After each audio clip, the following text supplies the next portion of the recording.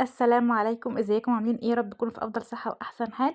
النهارده جايه اقول لكم على انجح طريقه للكريب. لو اول مره تعمليه وخايفه يبوظ منك، باذن الله مش هيبوظ منك، لان الطريقه دي انا معتمداها من 10 سنين ما بغيرهاش ابدا.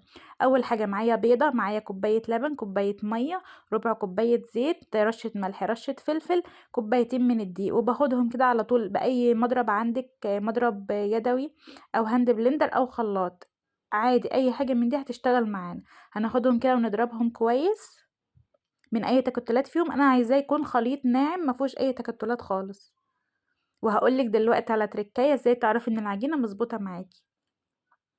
بس تابعي معايا الفيديو عشان تعرفي كل الخطوات وازاي تسويه صح من غير ما يبوظ منك. شوفي بقى، بجيب هنا المعلقه وبحط عليها مع شويه من الكريب او عجين الكريب، واعمل كده خط في نص المعلقه بايدي. لو لقيت العجين ملمش على بعضه كده او مرجعش، يبقى كده تمام، العجينه بتاعتنا مظبوطه وقوامها مظبوط. وابدأ هنا معايا الطاسة بتاعة الكريب. انت معاكي اي طاسة او حتى صينية تقدري تشتغلي فيها عادي، بتديها مسحة زيت كده.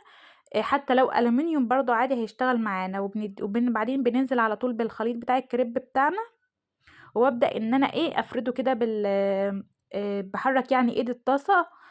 وافرد الكريب فيها او عجين الكريب بالراحة كده. انت النهاردة هتعملي الكريب من غير العصاية بتاعة الكريب عادي.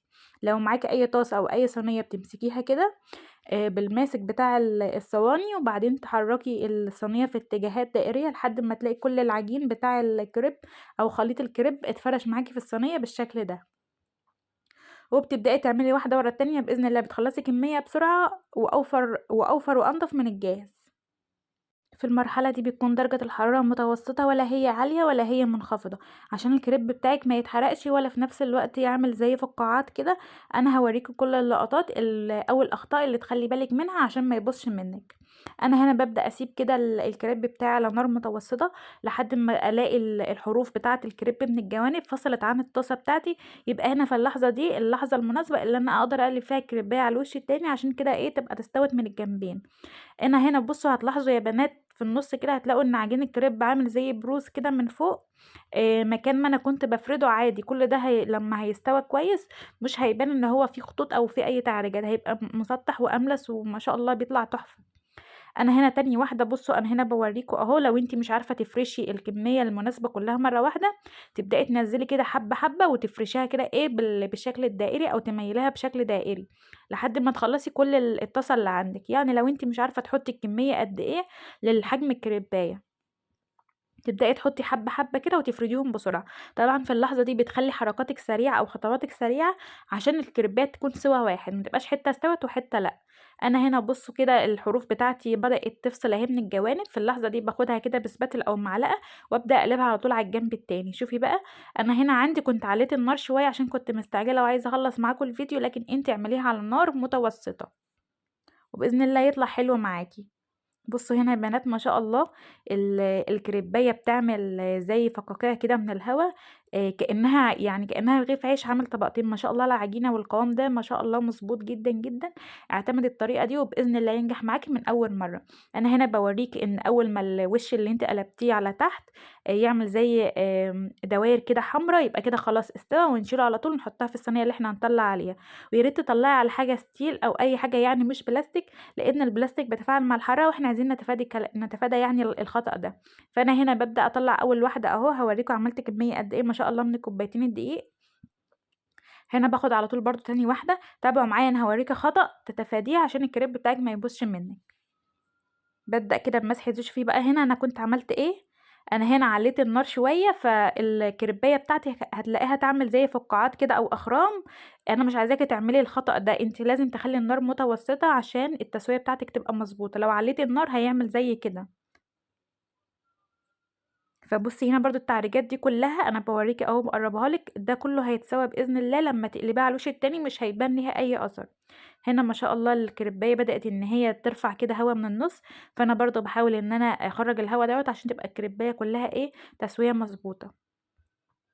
بُصّي هنا باورّيكِ الحروف بتاعتها بدأت تاخد لون دهبي كده شوية، وبدأت تفصل عن الجوانب، فأنا هنا بابدأ إن أنا أحرّكها بالراحة كده وأقوم مسلّكاها من الجوانب وتخرّجيها، لإن الطاسة عندي بتاعتي بدأت تلزق شوية لإن باستعملها بقى لي فترة كبيرة، لكن لو الطاسة بتاعتِك كويسة مش هتحتاجي إن أنتِ تعملي الخطوة دي. شوفي هنا النار كانت عالية فلسعت لي الكريباية، أنتِ يا ريت زي ما قُلت لِك تعملي على النار متوسطة.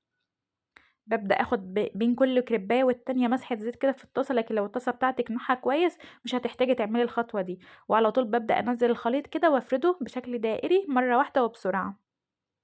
بُصّي الخطوط دي كلها هتتضرب بإذن الله معانا.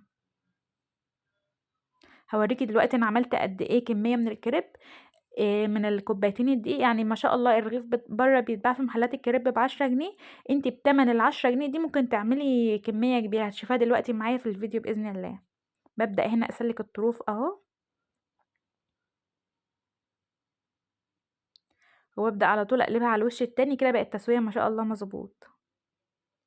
بُصّي هنا باورّيكِ إن لسه الوش اللي تحت لسه مع أبيض يعني ما عملش زي كويرات كده حمرا كده، وبعدين بقى بتسيبيها شوية لحد ما تبدأ تعمل الكويرات دي، وبعدين بناخدها ونحطها على طول في الصينية اللي إحنا بنطلّع عليها، وهكذا واحدة ورا التانية لحد ما شاء الله بتخلّصي كل الكمية في وقت قليل جدًا، وكده نبقى وفّرنا الفلوس وضمننا نضافة الحاجة بتاعتنا. بقى بيتباع غالي دلوقتي في المحلات، يعني كان زمان الأول كان السعر حلو، لكن دلوقتي الرغيف بجد بقى سعره يعني غالي جدًا. طب أنا ليه أشتري رغيف من برّه جاهز؟ طب أنا لو عايزة أعمل عدد أفراد أسرة مثلًا مكوّن 6 أفراد، يعني هي أقل حاجة مثلًا هاعمل كريباية أو 2 فنضرب بقى يعني لو أنا هاجيب الرغيف ب10 جنيه فالأسرة 6 أفراد، يعني أنا محتاجة 60 جنيه بس عشان أجيب الكريب فاضي من غير حشو. طب ليه أعمل كده؟ وحتى لو هاجيبه جاهز بالحشو بتاعه بيبقى غالي برضه ومكلف جدًا. أنا باعمله في البيت بكل الإمكانيات اللي عندي ما شاء الله يعني، باقدر إن أنا أطلّع أحسن كريباية وأنضف كريباية. أنتِ بقى أي إمكانية عندِك صينية، طاسة، أي حاجة بإذن الله هتطلّعي أنضف وأحسن كريب من بتاع المحلات. كمان الكريب بتاعنا مفيد جدًا ما شاء الله، يعني فيه بيض وفيه لبن ما شاء الله، يعني كالسيوم عالي جدًا، أكيد بتاع المحلات بتاع برّه مش بيحطّوا فيه الكلام ده، هو بيعملوه بدقيق ومَيّة وملح وخلاص، فبيكون عبارة عن عيش ما فيش فيه أي فوايد، لكن لمّا أنا ضِفت البيض واللبن للكريب بتاعي ادّى له قيمة غذائية عالية جدًا. أنا عايزاكم تعملوا كده يا بنات وبلاش نشتري الحاجات من جاهزة، لإن بجد الحاجات الجاهزة دي بتبقى غالية ومكلفة علينا لو إحنا عدد أفراد كبير، مش هنعرف إن إحنا نكفّي كل الطلبات بتاعتنا لمّا هنشتري كل حاجة جاهزة من برّه. أنتِ بشوية دقيق كوبايتين دقيق مثلًا ب10 جنيه والّا ب5 جنيه، والبيضاية ب5 جنيه وشوية زيت وشوية لبن من اللي موجودين عندنا في البيت، أو ممكن تستبدلي لبن بالمَيّة، لكن أنا بادّيكِ قيمة غذائية عالية تضيفيها للكريب لو أطفالِك أو أولادِك مش بيحبوا يشربوا اللبن. فنعمل كده حاجتنا في البيت بكل الإمكانيات اللي عندنا بإذن الله نقدر نعمل أحسن حاجة. شوفي بقى أنا هنا طلّعت ما شاء الله 5 كريبات من الكوبايتين دقيق والبيضة وكوباية اللبن وكوباية المَيّة وشوية الزيت. أنتِ بقى عايزة تضاعفي الكمية بتاعتِك وعدد أفراد الأسرة أكبر تقدري تعملي. أنا ضاعفت الكمية بعدين بس ما يعني خلّينا دلوقتي نعمل أول حاجة كده أوريكم إزاي بالِف الكريباية كده بأبسط إمكانيات يعني. أنا ولا رضيت أحط بطاطس ولا حطيت مايونيز ولا كاتشب ولا أي صوصات، يعني عملتها يعني بطريقة بسيطة خالص كده عشان اللي حابب يجرّب ويعمله، بجد كان طعمه رائع وجميل. ودي شاورما الفراخ اللي عملتها في فيديو سابق معاكم من قبل، فيديو التفريزات بتاعة رمضان للفراخ، ارجعوا ليه بجد التتبيلة رهيبة، رهيبة يا بنات، عايزاكم تجربوها. تتبيلة بيتي أنا اللي عاملاها بنفسي، مش تقليد من حد ولا هي الأكياس الجاهزة، لأ دي تتبيلة بيتي، وبجد طعمها أروع 100 مرة من الأكياس الجاهزة دي.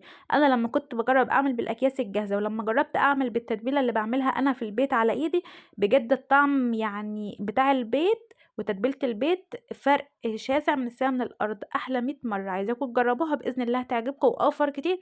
دلوقتي كيس التتبيلة الجاهزة تقريبا ب15 جنيه وب12 جنيه في بعض المحلات يعني. فأنا هنا كنت خلاص خلصت الكريب بتاعي أهو، لفيته وخدت كده بمسحة زيت وحطيته في الجريل عشان يديني نفس اللي هي الخطوط بتاعة الجريل اللي بره دي.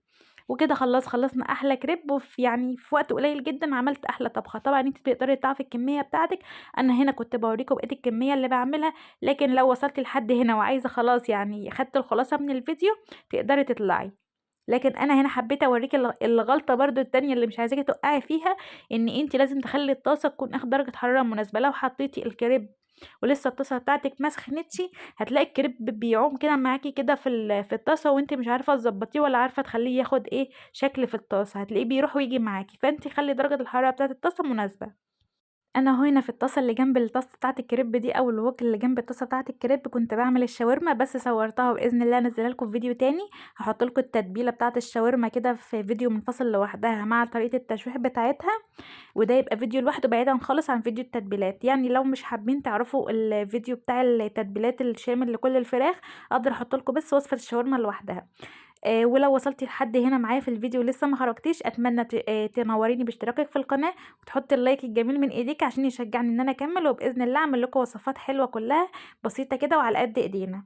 وأنا هنا كنت برضه باكمل باقي كمية الكريب اللي محتاجاها. شوفوا ما شاء الله الفقاقيع كده اللي طالعة من الكريباية دي، باتبسط أوي لمّا باشوفها كده، باحس إن بجد الوصفة دي ممتازة، ممتازة وحلوة جدًا، وبتخلّيكِ إن أنتِ من أول مرة تعمليها يعني هتعتمدي الطريقة بإذن الله هتنجح معاكِ ومش هتفشل أبدًا. ومش هتخسري مكوناتِك. أنا يا بنات والله باقول لكم المقادير بتاعتي دي يعني من واقع تجربة خبرة سنين، مش عاملاها ولا مرة ولا 2 لأ، دي تجربة وخبرة سنين، وأنا بإذن الله بانقلها لكم في الفيديو بكل التريكات وكل الحاجات اللي تنجح معاكم، لإن بجد المكونات بقت غالية، وحرام إن أنا أقول لكم حاجة وأنا باعمل حاجة تانية، يعني حرام عليَّ إن أنا أخليكم تبوظوا المكونات.